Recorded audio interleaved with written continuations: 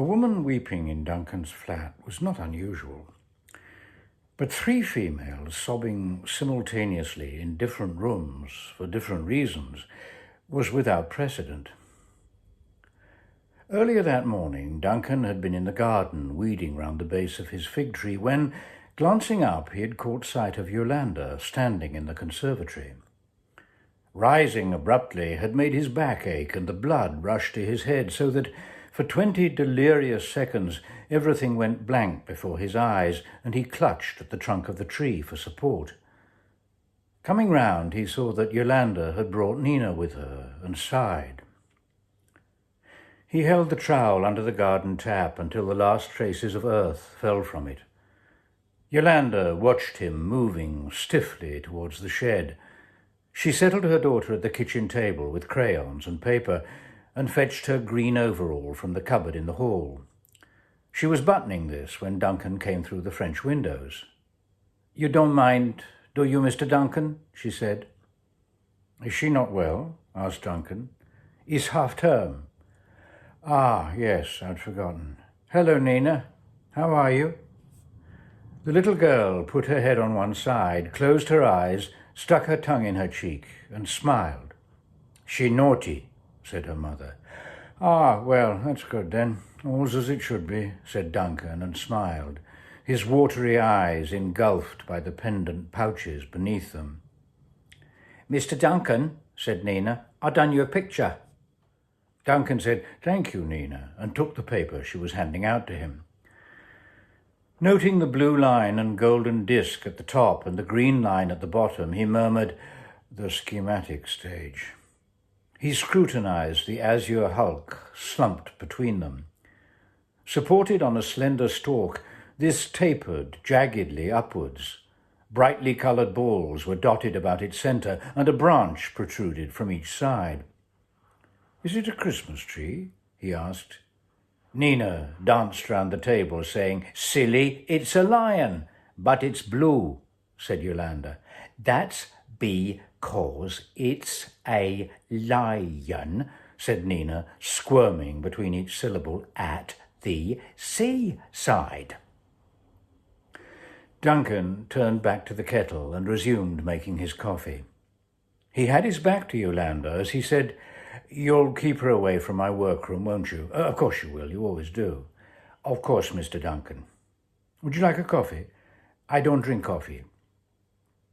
All of Duncan's cleaners had come from Colombia, and Duncan always forgot that none of them drank coffee. "Can I play on your computer, Mr. Duncan?" said Nina. Duncan looked between mother and daughter as Yolanda said, "You mustn't ask, Mr. Duncan." And Duncan said, "I think I'd rather you didn't, Nina." The doorbell rang at the other end of the flat, and he shuffled off to answer it. It was a basement flat and ran under two houses. Duncan had bought both in a semi-derelict state some 25 years ago, at a time of convulsive change arising out of great dissatisfaction.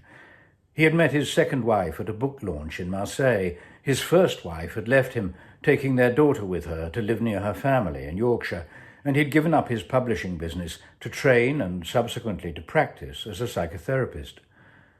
Planning permission had been secured, the upper stories had been sold off, walls had been knocked down, and, with the help of an architect, the two flats became one. At one end of the new premises was a spacious, open-plan living area, which blossomed into a semicircular kitchen conservatory at the back. At the other was Duncan's consulting room, the two ends being connected by a long black-and-white tiled corridor from which doors opened onto two bedrooms, a bathroom, and Duncan's study. The flats retained their separate entrances to avoid the embarrassment of distressed clients running into visitors, tradesmen, cleaners, or, before her death 7 years ago, Duncan's second wife, Yvette. He now ushered Amy Hartford into his consulting room while, in the kitchen, Yolanda bent down to empty the dishwasher. Amy was a short, dark, childless woman in her late 30s. Her husband had left her with brutal abruptness a couple of years ago, whereupon she had moved in with her recently widowed mother.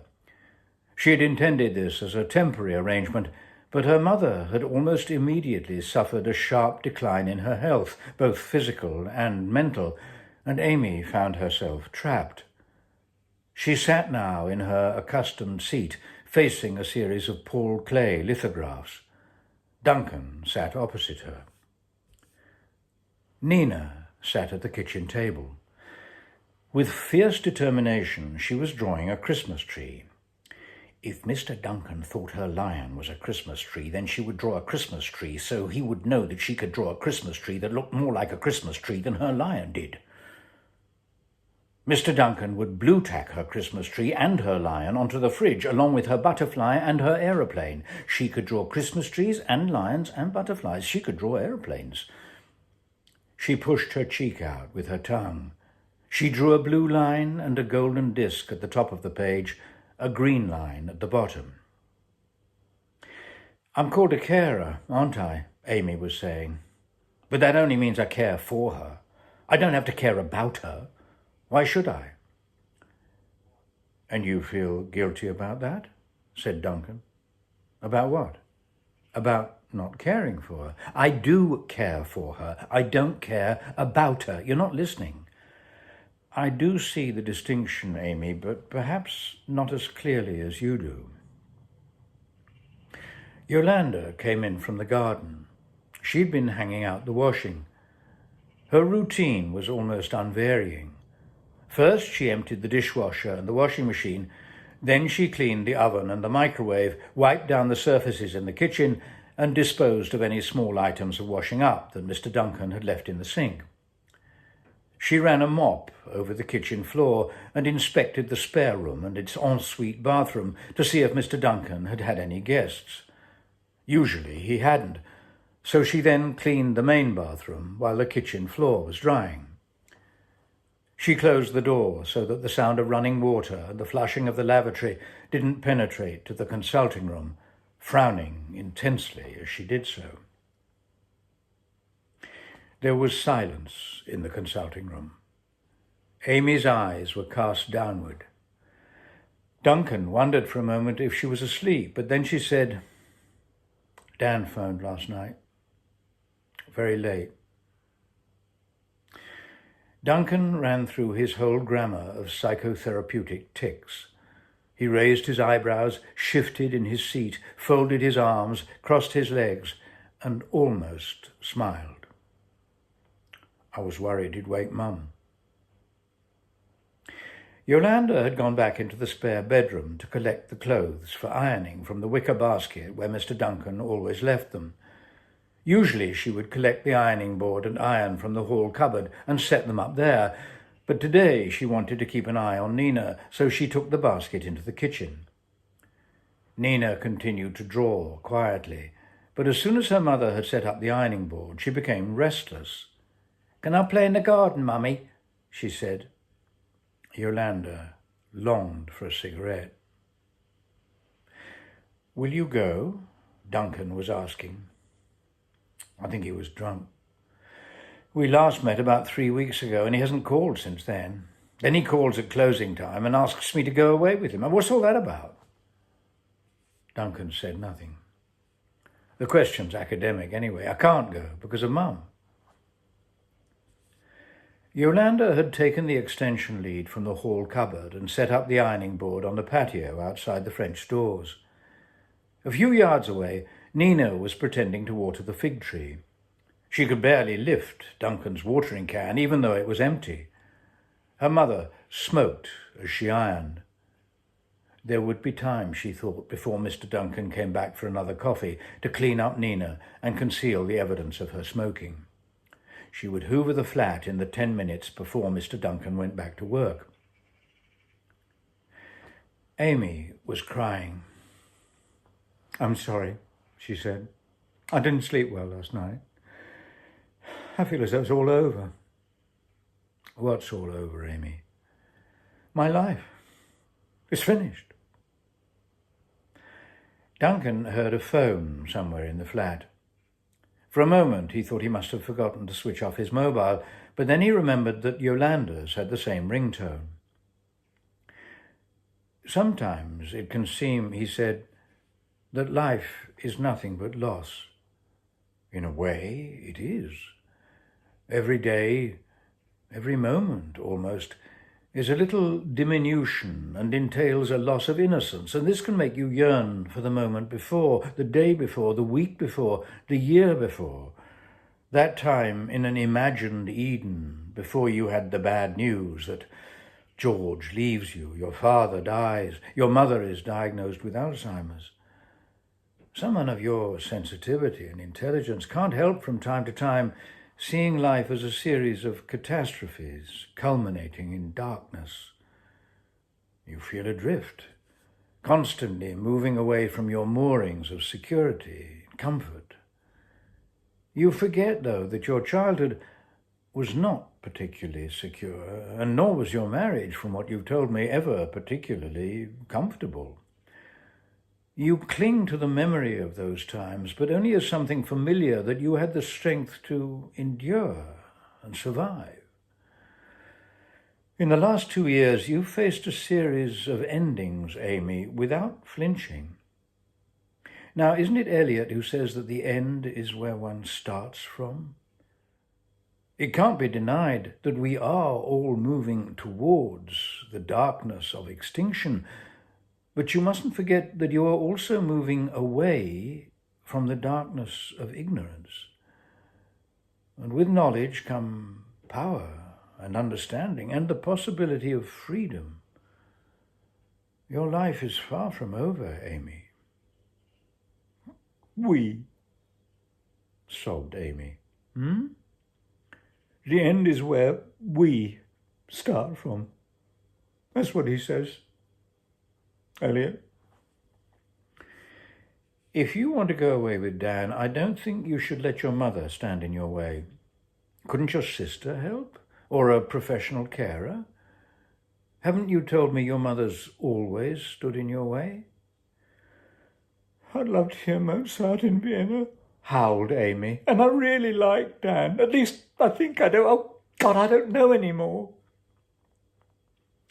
Her sobs must have drowned the sound of little feet squeaking down the tiled corridor.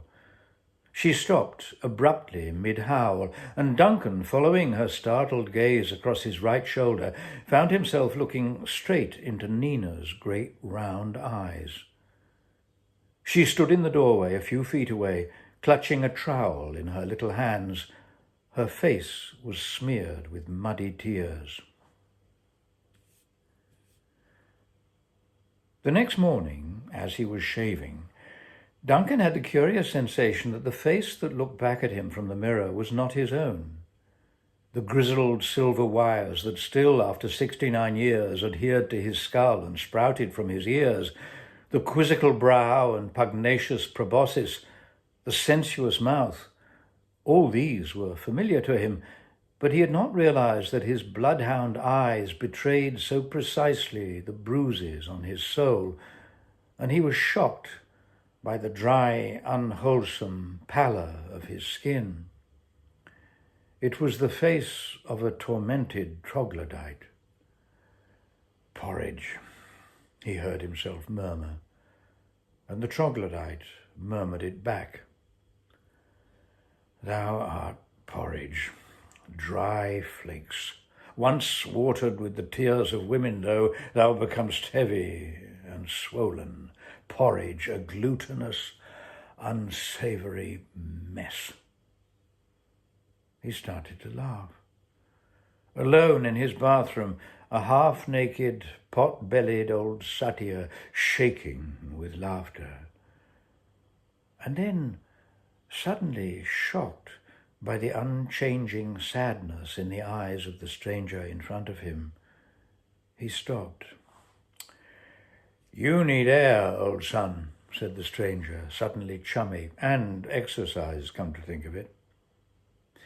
And so, later that morning, instead of taking the bus, as was his custom, he cycled to Parliament Hill to keep his lunch date with his old friend, Veronica. As they kissed on both cheeks, Veronica sniffed and said, "Have you taken up smoking again?" "Course not," said Duncan. "Why'd you ask?" "You smell of cigarettes." "My breath. Let me smell." He leant across the table and exhaled in her face. No, not your breath. Must be your clothes. Have you been in the smoky room? There are no smoky rooms, said Duncan. Not anymore. Oh, well, very mysterious, said Veronica. Shall we order? No wheat for me. I know what it is, he said. It's my cleaner. I think she smokes when she's ironing my shirts. Oh, that bloody cleaner, said Veronica. I wish pasta wasn't wheat. Gnocchi isn't wheat. Gnocchi isn't pasta. Yes, it is. Anyway, I don't see it on the menu. It's potato. I think it's wheat too. No, it's potato. It's not very nice, whatever it is. They ordered some olives and sparkling mineral water, which arrived promptly, and while they waited for Duncan's mushroom omelette and chips and Veronica's smoked duck salad, he started to tell her about Nina's intrusion into his consulting room. It's never happened to me before that a session has been interrupted by anything at all. My client was in a state of extreme vulnerability, and it was most unprofessional of me to leave her. How did she take it? Well, very well, considering. I took Nina's hand and walked down the corridor. Yolanda had set up the ironing board on the patio, but there was no sign of her. I asked Nina if she knew where she was. She stared at me and then showed me a picture she'd been drawing. I heard sobbing somewhere in the flat. I tried the door to the spare bathroom. Yolanda was crying on the other side of it. I went back to the consulting room. My client had her checkbook in her hand, but I told her this one was on the house, and we scheduled an extra session, and she left. Oh, poor Duncan, said Veronica. 3 hysterical women. None of them were hysterical, Ronnie, not in the clinical sense. I coaxed Yolanda out of the bathroom, sat her down at the kitchen table, Nina on her lap, curled up like a baby. I made some tea. She said something very quietly to Nina in Spanish, took her out to the garden. When she came back, she told me she'd had a call from the Colombian embassy. Her brother had called them and told them her uncle had stabbed her father. He was dead. Veronica said nothing for a while. They were sitting at their usual table in the window. Their food arrived.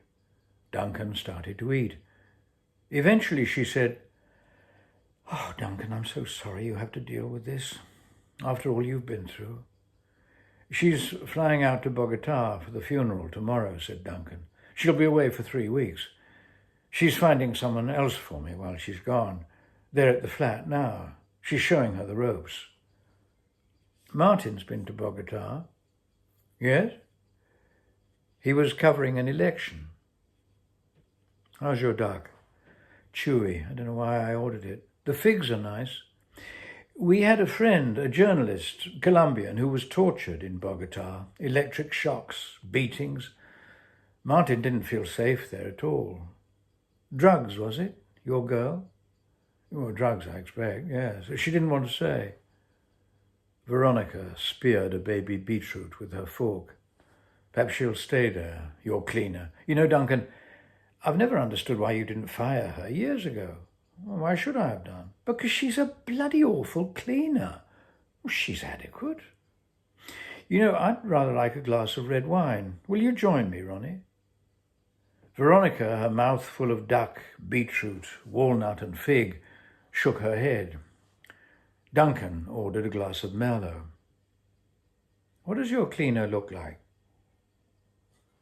"Why do you ask?" "Have a wheat-free chip? I can't eat them all." "No, I'm all right, thanks."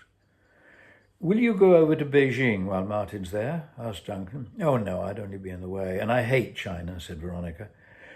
"Anyway, I expect he's got company." "You mean her?" "Yes, the kitten." "Don't ask. I don't."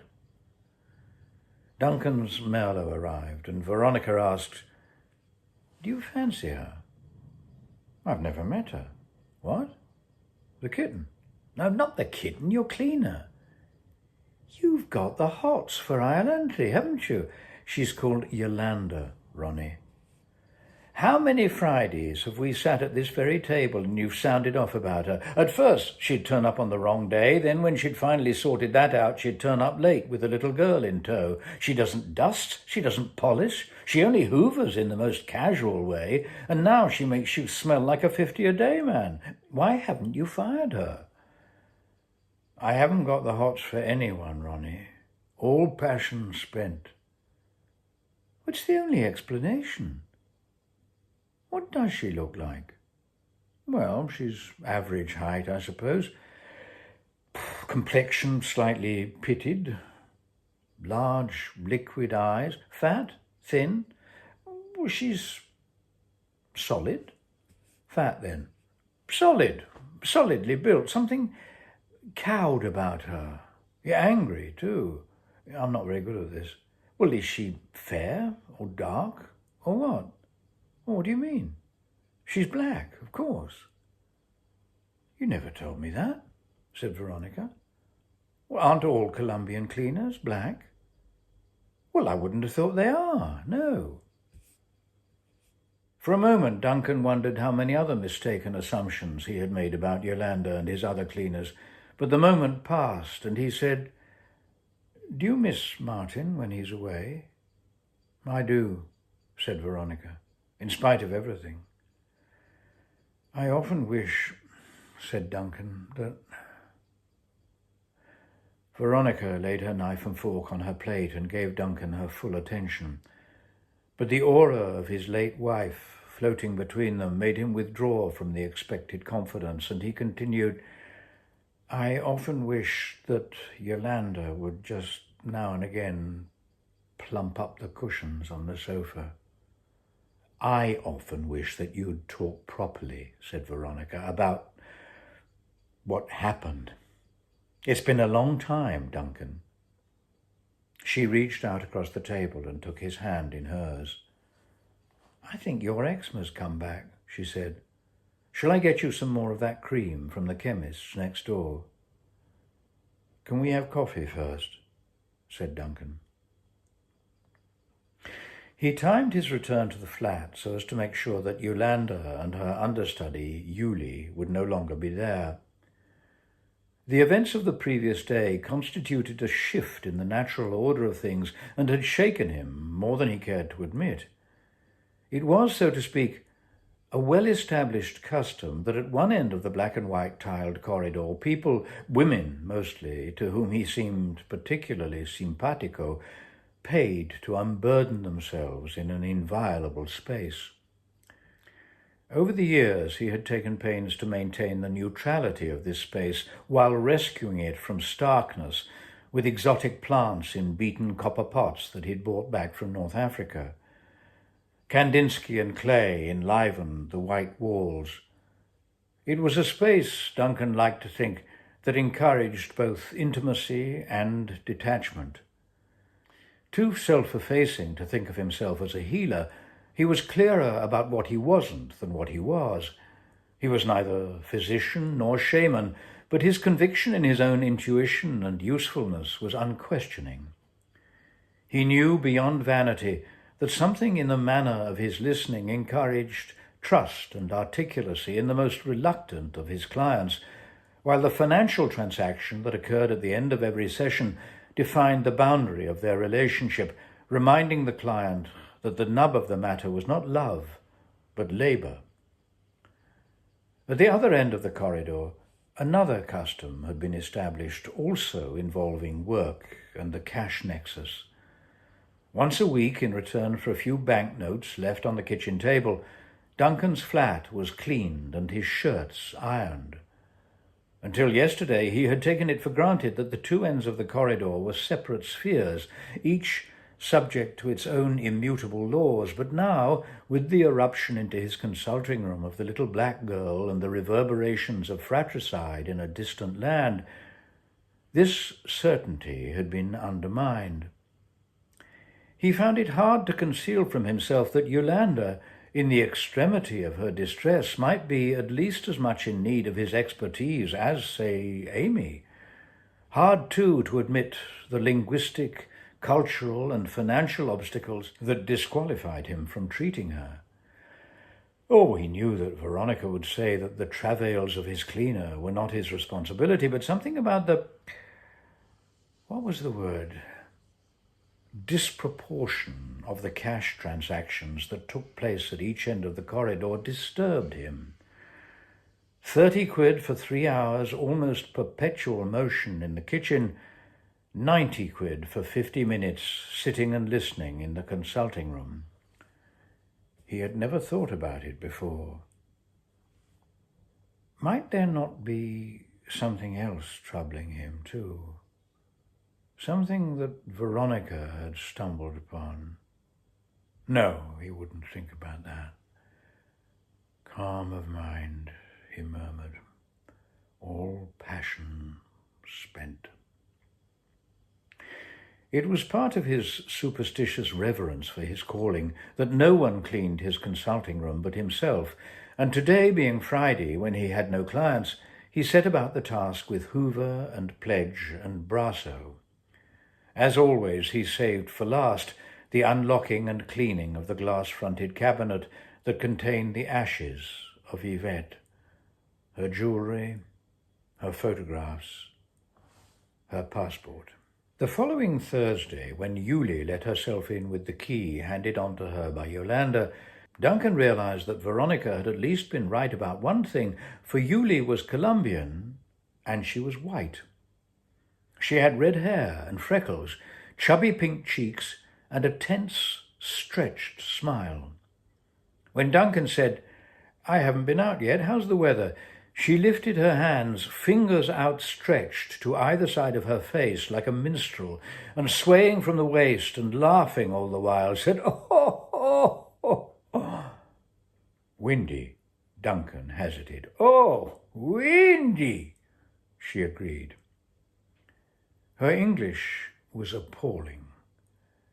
Her cleaning, superlative.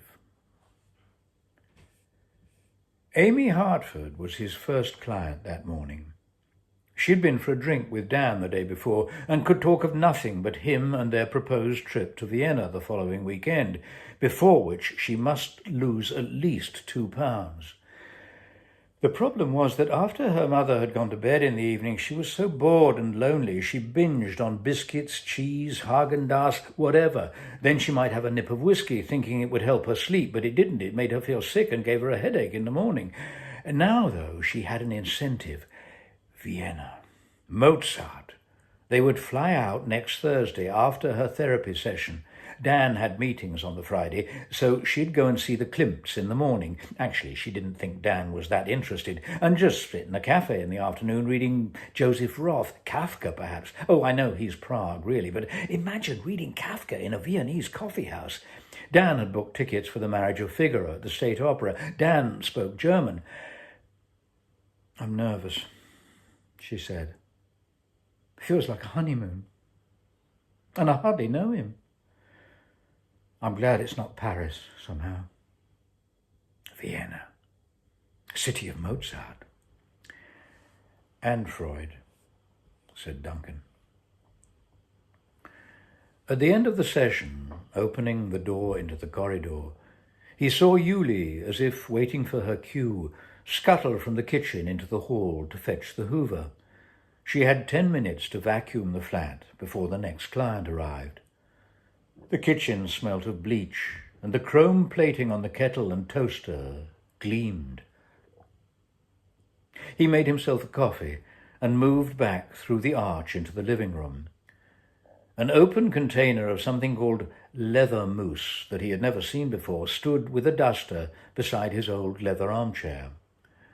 On the old oak table, a relic from his Presbyterian childhood, there was another duster, and at its side the tin of beeswax, which had sat ignored in the cupboard in all the years that Yolanda had been in his employ. The table itself seemed to glow with gratitude for Yulie's attention.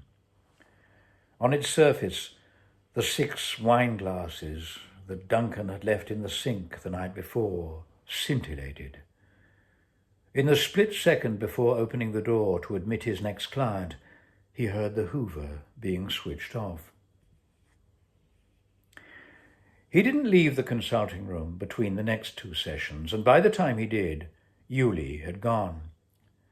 On the kitchen table she had left a receipt for £4.95 for the leather mousse and a note which read, "Hi, Mr. Duncan, thank. If like, tell. Kiss, kiss, kiss." The dot over the I was heart-shaped. He moved through the flat, silently rejoicing at the neat piles of paper on his desk, the proudly plumped cushions, the shining surfaces, the sweet, unaccustomed fragrance of furniture polish. If like, tell. She was asking for encouragement. He texted, "I like very much, thank you." And half an hour later, a text came back, "If you like my cleaning work, please will you recommend me to your friends, kiss, kiss, kiss. Ah, yes, if like, tell." She must have someone, he thought, who helps her with her texts. Probably best, then, to communicate by text in future. But he didn't reply. He had a meeting in central London that afternoon, and 15 minutes later he was on the tube with his newspaper, and Yulie and Yolanda were banished from his thoughts.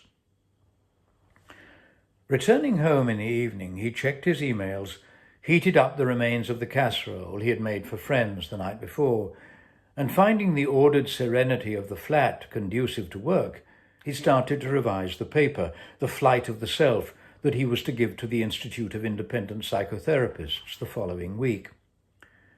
The time flew, and when he looked at his watch, he was startled to see it was almost 11, and he had been writing for 3 hours. In his bedroom, he noticed that Yulie had turned down the counterpane and arranged the pillows on end on top of it. She had taken cushions from around the flat and arranged them in diamond shapes on top of the pillows. The luxurious superfluity of this gesture made Duncan feel he was in an hotel. He slid between the sheets and started to read. After a few moments, his eyelids beginning to droop, he laid the book aside and turned out the light. He rolled over and stretched his legs diagonally into the other side of the bed, confident that he would be asleep in a few moments. But there was something in the breaching of the space beside him that had been unoccupied for so long that troubled his blood. The vacancy felt vast and frigid. He lay there for a moment, murmuring, "Yvette, Yvette," as she beckoned to him to come deeper into the sea, higher up the mountain, he who had always been so cautious. His wife's visitations were less frequent these days, but he had noticed that when she did choose to flood his consciousness, it was in violation of such rare moments of serenity as this. She always called on him when he was least prepared to receive her. In another sense, though, she had never left his side, and yet the paradox was so hard to grasp and contain. Her absence, too, was endless, and so his grief must be commensurate. He rolled onto his other side, but there was no escape from the limitless, frozen waste. He turned on the light, put on his dressing gown, and walked down the corridor into the consulting room. The recollected pain of 1,000 clients clung to its walls. He slumped in the chair, facing the clays. In the fugitive light from the hall, the images seemed not so different from little Nina's butterflies and lions and Christmas trees. He realized that he would miss her chaos, and then, as an aid to oblivion, he pictured her asleep in the spare bedroom. With his eyes shut, he assembled in an instant the marionette of her mother and set her shadow on the bed where she sang softly in Spanish. The lullaby was for Duncan as well as Nina, and it was doing its work until the dream puppeteer pulled the mother to her feet, and with her back to him, 1 foot off the floor, had her lean over the cot. He had clothed her in a short skirt of the kind he had never seen her wear, And as he watched her from behind, adjusting her child's bedclothes, one side of it rode up around her thighs, and he awoke, stabbed by desire. He stood, stretched to shift the nerve in his lower back, and walked down the corridor to his study. He turned on the light above his laptop, and, thinking that the murder of Yolanda's father might have made the news, he started to type in Yolanda when he was shocked to realize that he hadn't the least idea of her surname. Instead, he searched for homicide in Bogotá. The murder rate in Bogotá, he read, has fallen to its lowest point in 27 years, following a citywide ban on carrying guns in public. However, a gun ban on its own does not necessarily lead to a drop in violence. The dynamics of the city's criminal underworld, and whether or not it is a crucial point in the drug trade, also plays a vital role in determining violence levels. What sort of a family did she come from? What had brought her to leafy North London? Was she here illegally? Had she been trafficked and escaped from prostitution? An accident of birth and geography had determined that she should come through one front door rather than the other, as cleaner, not client. Once again, the stark arithmetic of inequality presented itself to him. His mind racing now, alternative images tumbled over one another. First, the knife was plunged into Yolanda's father's chest, then it pierced his neck, then it was twisted into his forehead.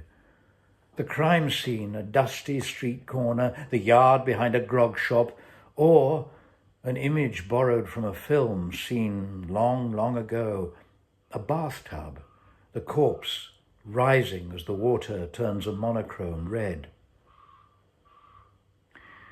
His inability to imagine the scene with any precision he experienced as a failure of compassion. He looked up the time in Bogotá. 22:30. Nina in bed, Yolanda and her mother and siblings keening in a smoke-filled parlour. Outside the window, a saxophone moaning in the unendurable heat. All these images tired, cinematic, platitudinous. "Yvette," he whimpered, "Yvette." He'd told himself so often since her death that he no longer wanted love.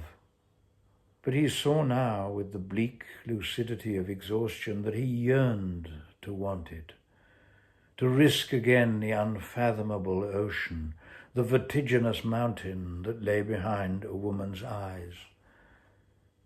He typed in porno, and a dozen little tales of fornication appeared in neat little rectangles. He was baffled by some of their titles: MFST, Mrs. Starr, Petite Trinity St. Clair POV Pussy Pounding, Brazilian Fat Ass, Big Titty MILF Soup, and repelled by the lack of tenderness in others: Fucking her piss canal and stretching her, White Perv makes Afro Hottie moan like beast. He selected You Cannot Go Deeper, and a blonde hunk flickered into action, undressing a pretty young black girl, revealing improbable breasts and bald pudenda. Instantly his study was densely peopled. A chorus of supernumeraries, his clients, jostled one another in the doorway to catch a glimpse of their degraded magus. Behind him stood his father and all the might of the manse.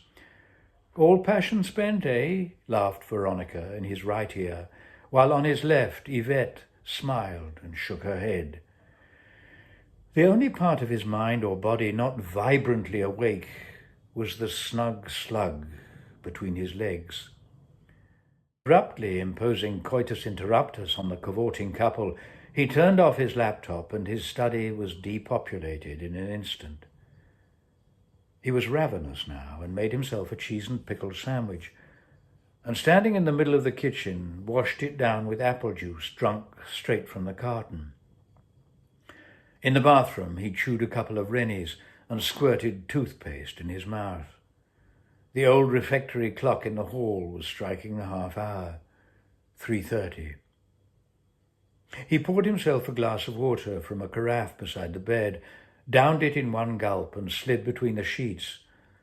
But no sooner had he settled his head on the pillow in the dark than he heard the unmistakable flutterings of a moth in distress. He turned on the light and saw a large brown brute beating its wet wings against the sides of his empty glass.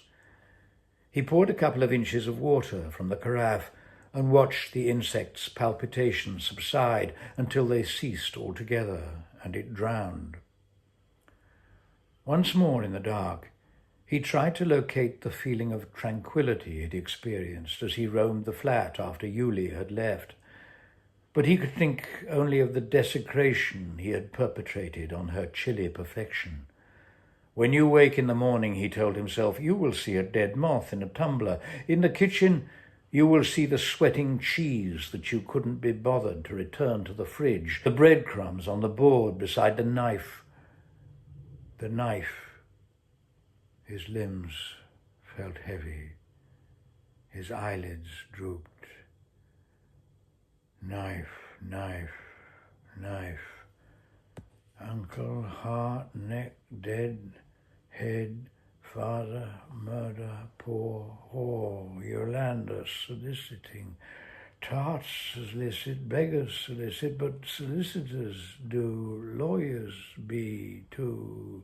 Syntax slipping as he slides under now, and with consciousness crumbling, this drowsy vow, whoever she is, whatever she has been, whatever she has done, I will care for her secretly. Oh, the thought of his clandestine kindness was a lullaby with birdsong, a dissolving diminuendo at daybreak. Secretly, I will marry her. Secretly. Consummation?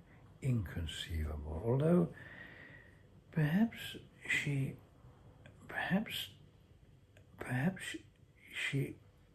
although, oh, Yvette, Yolanda, Yvette, Yolette, Evander, Yoletta. He slept. The following Thursday, Yuli brought with her a lavender vacuum deodorizer. She laid it on the kitchen table on her arrival, along with a receipt for £6.75. Is okay? She asked Duncan. It's fine, said Duncan, but I don't have the cash to pay for it today. Next week? She shrugged and said, it's okay. She'd also brought a plastic microwave food cover, which would make the microwave easier to clean. For this, she refused to accept payment. No, she said, it's present. Amy arrived for her therapy, carrying a small suitcase, and at the end of her session, she set off for Vienna with Duncan's good wishes. The next day, he lunched again with Veronica, and afterwards, walking together on Parliament Hill, he noticed that she was limping. My knee's buggered, she said. Torture cleaning the flat this morning. Why don't you have a cleaner? Said Duncan, not for the first time. Oh, it's such an unnecessary expense, she replied. Well, surely Martin could afford it, said Duncan. Oh, I don't know, she said.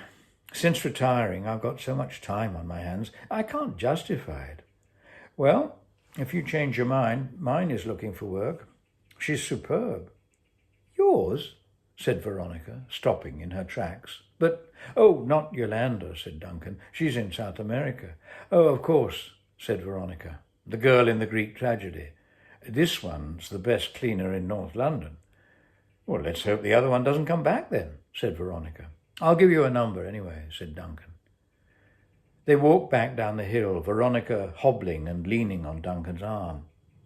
Must be good to have Martin back, said Duncan. Lovely, said Veronica. We're going to the marriage of Figaro tomorrow. How curious. A client seeing that in Vienna tomorrow. Your skin's looking better, said Veronica. The following Thursday, Yulie brought with her a washer grit grubber cloth and some Puck Power cleaning tablets, together with a receipt for £7.9. Today's your last day, said Duncan. Thank you very much, Yulie. I shall miss you. Yes, said Yulie, and puckered her lips in an exaggerated pantomime of woe. She was not too glum, though, for Veronica had called her and she was to start there that very afternoon. A few minutes later, in the consulting room, Amy was saying, "Do you know, it wasn't the Vienna State Opera at all, Marriage of Figaro. Dana got it wrong. It was one of those cinema showings live from Covent Garden. I mean, fancy going all the way to Vienna to watch the Royal Opera doing Mozart on screen. Coals to bloody Newcastle." Duncan smiled. I was disappointed. He said nothing. I thought Schönbrunn was vile. It's so imperialistic. I've decided I don't like Baroque. Spanish riding school was amazing, though. He waited. Fantastic Sasha taught in somewhere called Oberla. Dan had something called Mozart taught. It looked nice, but I can't do nuts. What else? Let me see. I do like Dan, but he gets in a muddle. He's too eager to please. He was pissed off with me for being fed up about the opera. Duncan cleared his throat. When I got home, I wasn't sure Mum knew who I was. Nice hotel. I like it when they come in the evening and turn down the sheets. They put a little chocolate on the pillow. Sex was awful. Give it time, said Duncan. I haven't got time. I'm 39. You got time, said Duncan. Believe me. And then he said, life is full of small disappointments. A week later, he was expecting Yolanda's return, but it was Yulie who appeared in his kitchen, drenched from the rain that was falling steadily outside. She deposited a pack of 1,000 furniture protective pads on the table. "Oh, wet, wet, wet, Mr. Duncan," she said. "Where's Yolanda?" asked Duncan. I thought Yulie held up her right hand like a traffic policeman and said with the utmost gravity, "Yolanda." "Is she all right?" "Yolanda, she is in Colombia." "Is she coming back?" "Oh, I think, yes, maybe, next week." But she didn't come the next week either. Veronica called. Though she insisted on anglicizing her name to Julie, she was delighted with Yulie. "Who needs therapy when you have a good cleaner?" she said, and dismissed Duncan's concern about Yolanda's continuing absence, saying, "It looks as though the slattern's going to stay there then." The following Thursday, it was Yulie again who cleaned Duncan's flat. Several times he tried to call Yolanda on her cell phone, but obtained only a long, blank tone, followed by a female voice speaking rapidly in Spanish.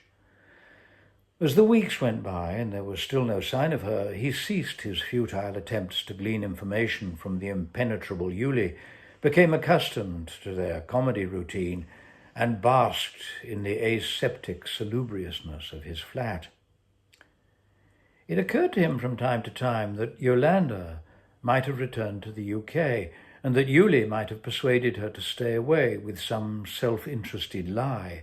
"Mr. Duncan say he don't want you come back," but realized that it was senseless to grapple with the internal politics of the Colombian cleaning sisterhood in London, if such a thing existed, for they would always be opaque to him. The understudy had taken over from the leading lady and proved herself superior in the role. That was all there was to it. Gradually, reluctantly, he relinquished the notion that there was anything he could do for Yolanda. She had been a project, a delusion of redemption born from a night of insomnia, nothing more. As a gesture towards global economic equality, he texted Yuli to tell her he was giving her another £5 a week. "You are a good cleaner," he said, and she texted back, "Thank you. I am very happy that you are great fool with me. XXX. She was a treasure. It was a bargain. The placid English summer gave way to a squally autumn. Amy was seeing Dan more regularly now. One day she asked Duncan if he thought she was ready to discontinue her therapy. "You'll only know whether I've been any use to you at the moment when you reject any further help from me," he said. Cryptic though this statement was, Amy took it as a yes, and Duncan now had a vacancy on Thursday mornings which he had no intention of filling. He felt that he was winding down. He would take on no new clients. He'd saved a bob or two. He could afford to travel, take time to finally write that novel. There was the garden, museums, theatres, friends. He spent his 70th birthday in York with his daughter, son-in-law and grandchildren. Hearing that a great-grandchild was expected, he felt that he could no longer call himself middle-aged. Often he woke early, stared at the ceiling as the dawn broke, and, reviewing his life, found it unsatisfactory. But insofar as he understood the word, he was not unhappy. On a windy Thursday in October, he had raked up the leaves from the lawn and was starting to sweep the patio when he glanced up and caught sight of Yolanda standing in the conservatory. He watched as she peeled off her knitted sweater and stood by the kitchen table in black jeans and scarlet bra. Then she donned her green overall and pink marigolds. For a moment she ducked out of his vision below the window, and he imagined her bent over the dishwasher. She reappeared, crossing and recrossing the kitchen, cutlery and crockery in her hands. Then she ducked out of sight again, and Duncan thought, the washing machine. She stood up and seemed to be searching for something, a look of sullen disapproval on her face. She left the room, reappearing moments later with the floral PVC laundry bag that Yuli had bought £6.50 to replace Duncan's disintegrating wicker basket.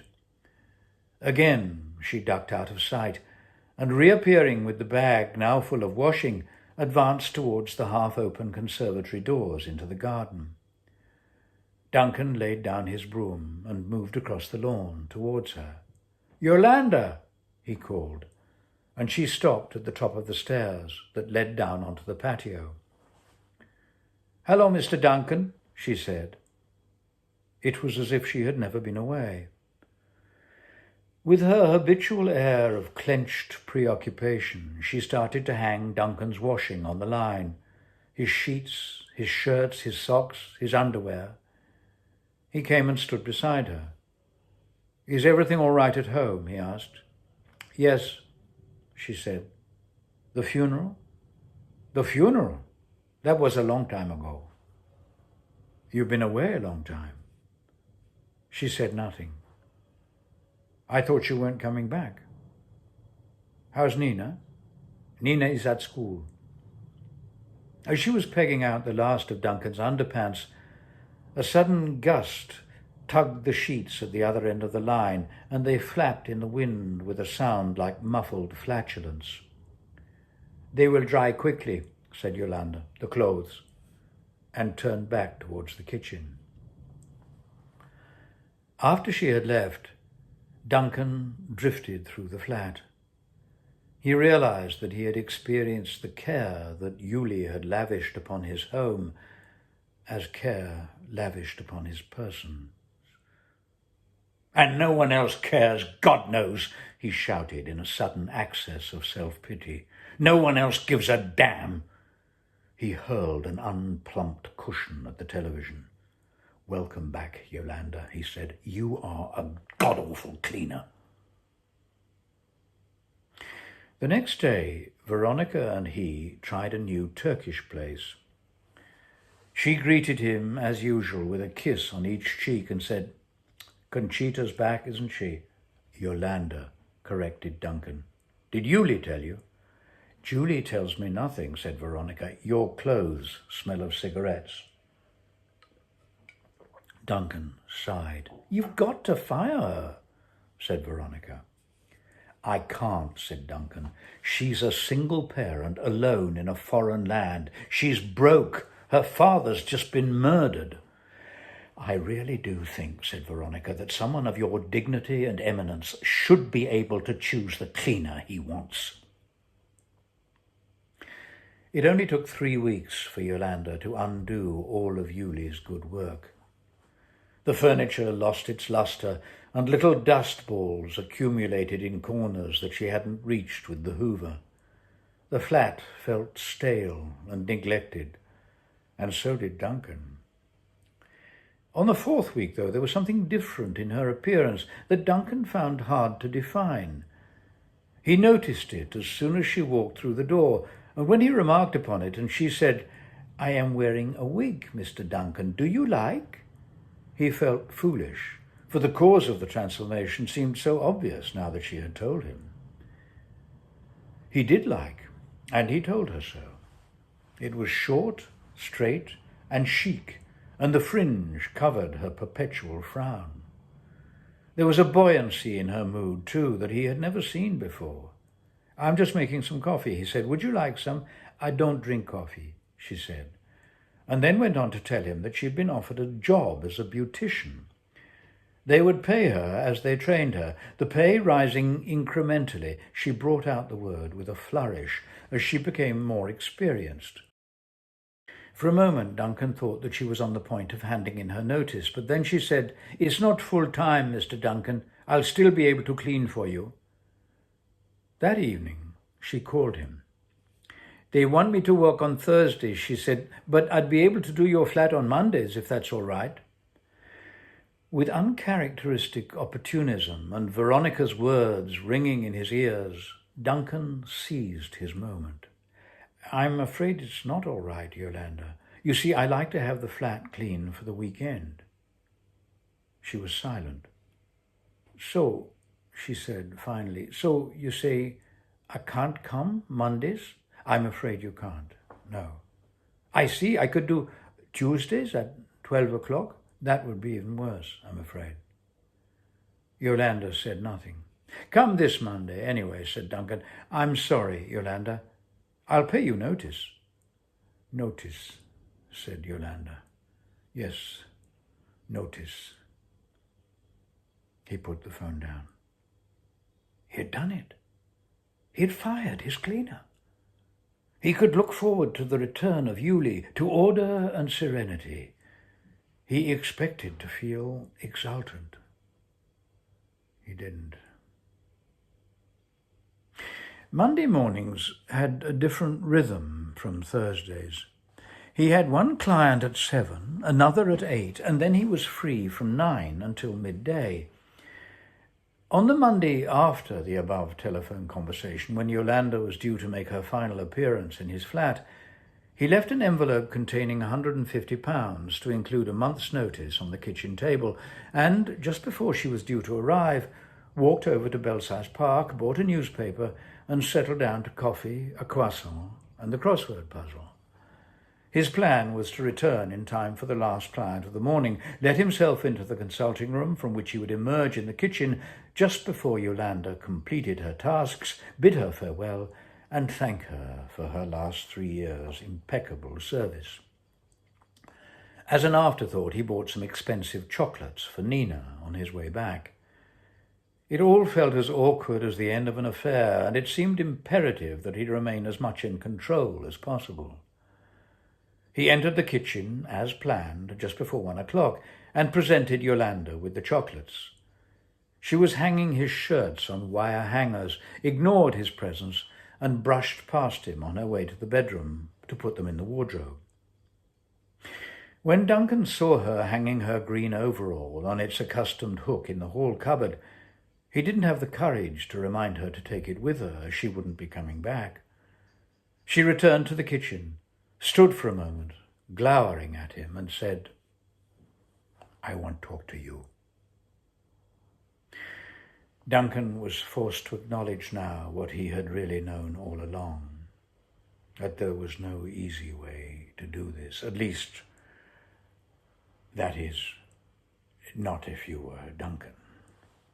Of course, he said, let's have some coffee. I don't drink coffee, she said. He made some tea and they sat facing each other in the conservatory. Accustomed though he was to long silences, eventually broken by the other, the client, the silence that ensued now tested even his nerve. Eventually she said, "What you do in that room?" "Which room?" "The room at the end of the corridor." "It's where I work. I see women come from there. They're crying sometimes. They cry. What you do to them?"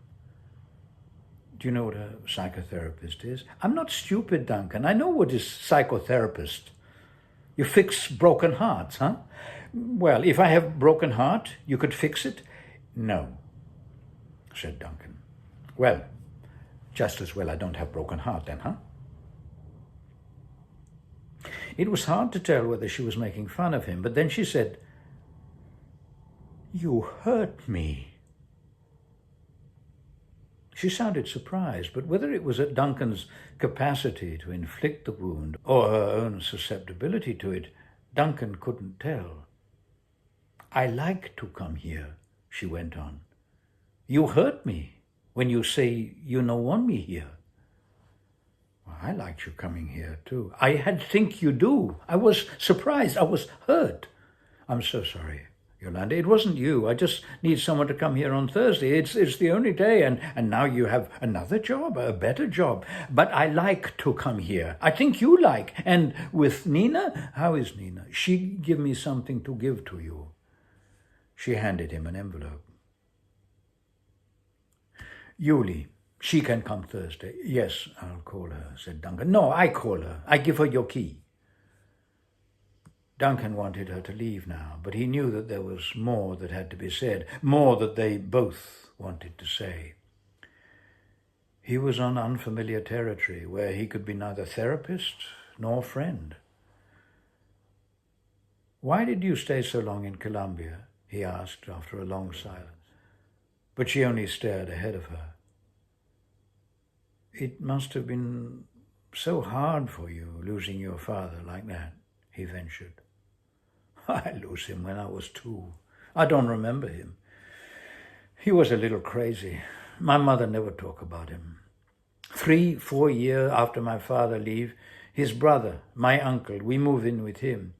He is foreman on farm in the savannah. Good job. They grow flowers. When I was a little girl like Nina, I grew with fields of flowers all around, big color, big smell. Was sweet. The flowers they send to all the world.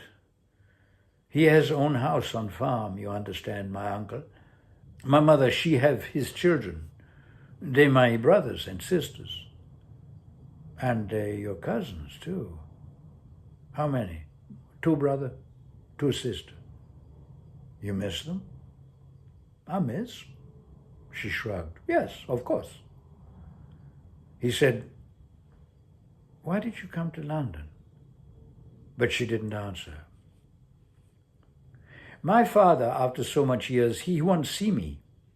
One evening he come to Hacienda. He drunk, he shout, he want Yolanda, he want his little girl. My uncle, he come out on porch. He say she not here, she gone away. He don't know where. Of course he know really, but he not say in case my father tried to come to London to find me. He tell his brother, go away. You come again, he call police. 2 weeks later, my uncle, he on porch, he's what is word? He cut open coconut on the porch with machete. My father, he comes back. He moved behind him quiet, so my uncle, he don't hear. He drunk again, my father. He has gun. He say, you tell me where she is or I'll kill you.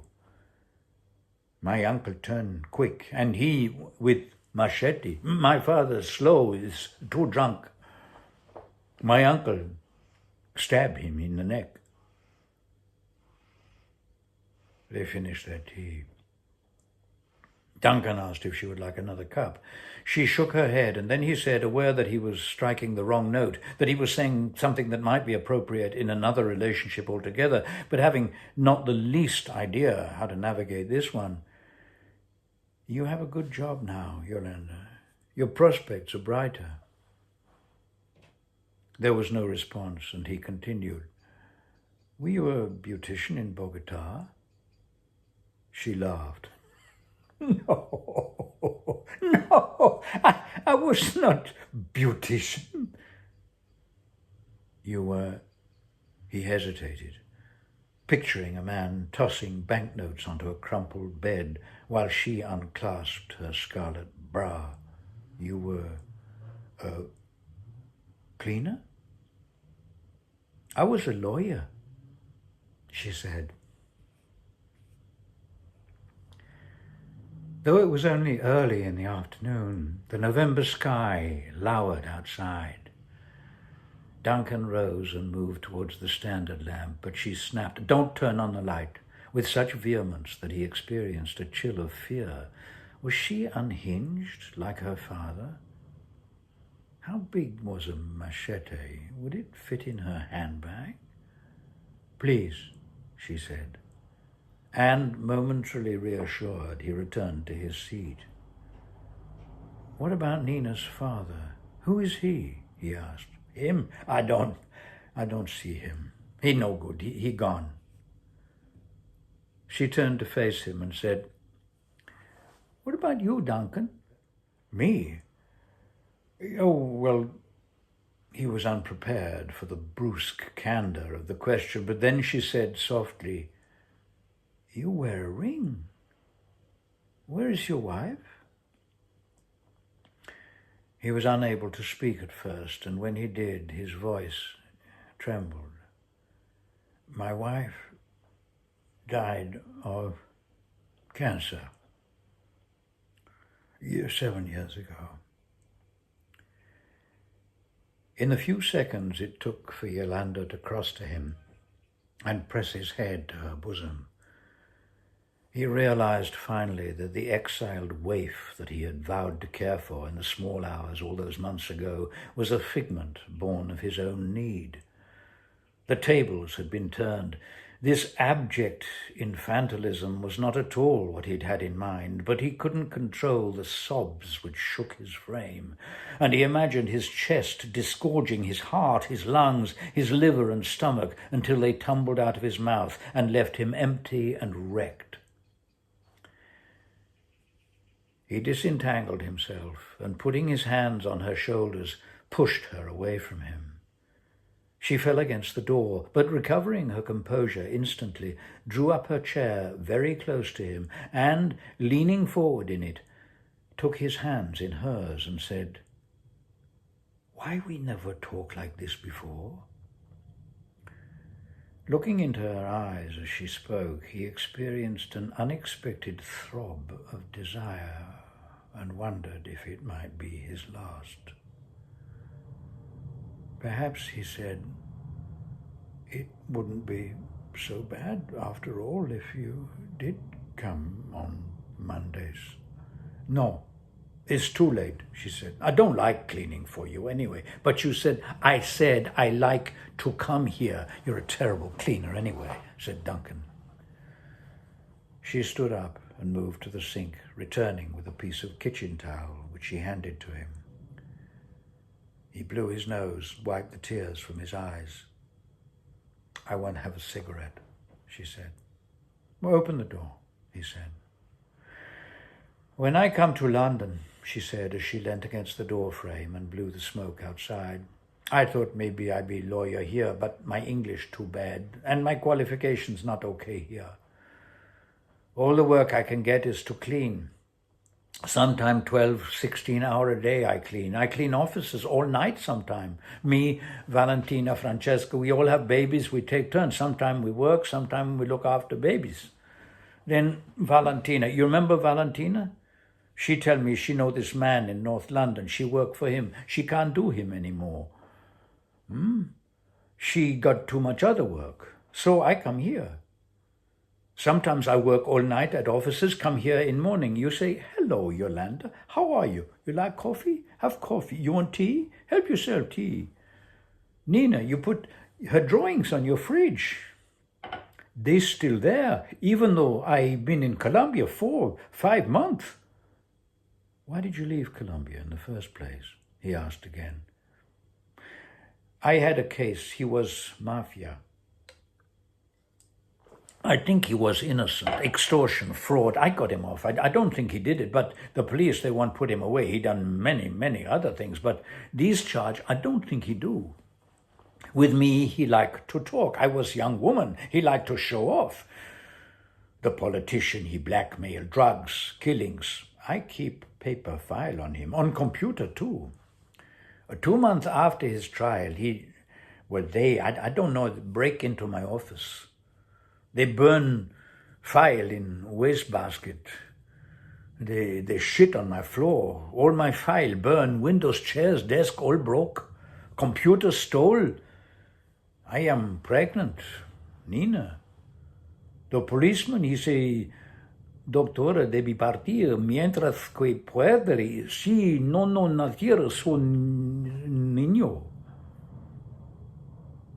She could only just discern in the gathering gloom Duncan's questioning shrug. Doctora, she said slowly, stumbling over the translation. If you not get out now while you can, I think your baby not be born. Born, said Duncan. And then, as if to himself, your baby won't be born. Yolanda, he said, I want to turn on the light. Turn on the light, she said. I have to go. He flicked the switch on the standard light and saw her casting around with her eyes as she wondered what to do with her glowing cigarette butt.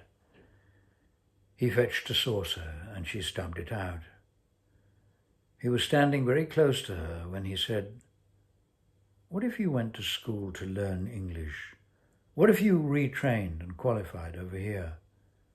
She laughed. I don't have the money, she said. Well, suppose someone gave you the money. I want be beauticians, she said. I don't want to help people anymore. Neither do I, said Duncan. You come see me in my work. I do your nails. I make that hair go from your ears. I make soft again your skin. She was laughing as she said this, and Duncan smiled. I have to go, she said, and closed the conservatory door. I'll collect Nina from school. They walked together into the hall. Following her gaze down the black and white tiled corridor, he understood for the first time how mysterious his workplace, with its procession of weeping women, must have seemed to Yolanda, and how excluded from it she must have felt. How much, she said, to fix broken heart? I'm not telling you, he said. After she had left, he stood stock still for a few moments in the hall. He thought, I must eat something, but made no move towards the kitchen. Realizing that he was still clutching Nina's envelope in his hand, he opened it and found inside a piece of A4 paper folded over to resemble a greetings card. On the outside, she had drawn a picture. It was always difficult to tell with Nina, but Duncan was pretty sure it was a man's face. Squiggly worms for eyes, a thick cross for a nose, a mouth turned down at the corners like a sad clown. Inside she had written, Hi, Mr. Duncan, this is you. Please put it on frig. I am going to school now. My friend is called Rosie, LOL. Love from Nina. He went to the hall cupboard, took Yolanda's overall from its hook and, burying his face in it, inhaled the musky scent he had smelt on her breast a few minutes ago. He wondered what instinct of self-preservation had made him lie to her, withholding from her the fact that Yvette had taken her own life. There would be time, he thought. He knew that he would not have the strength to resist calling her, but he feared the consequences when he did, even more than he feared the consequences if he didn't.